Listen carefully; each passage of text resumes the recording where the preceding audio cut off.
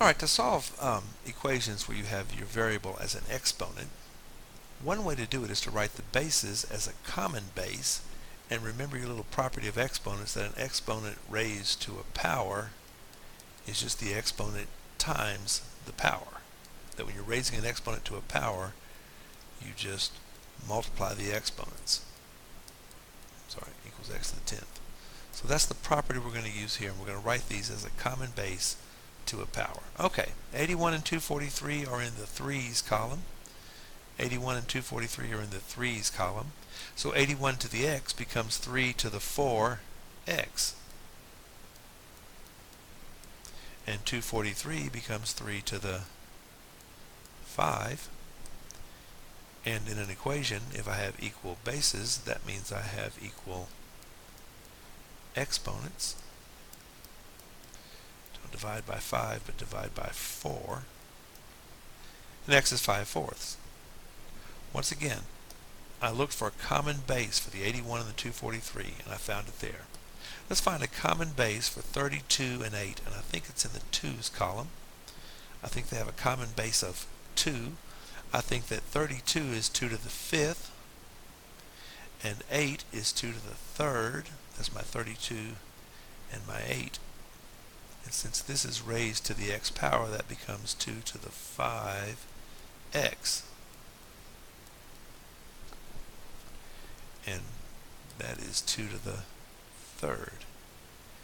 If I have an equal sign and equal bases, that means I have equal exponents.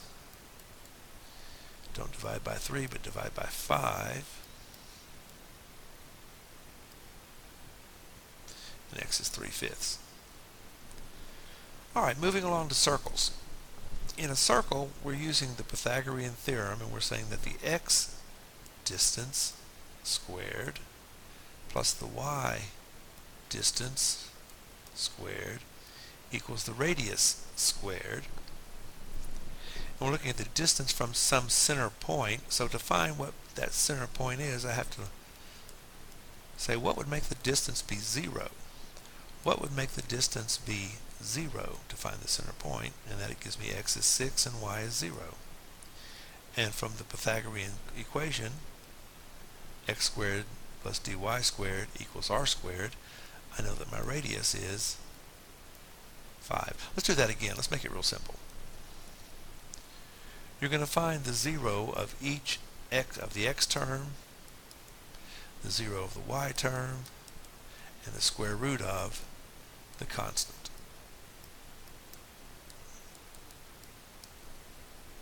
And again, it's because from that point the distance is 0.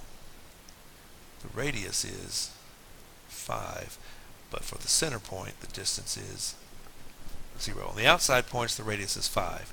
On the center point the distance is 0. So my distance has to be 0 for the inside point, and for the outside point I have to travel a distance of 6.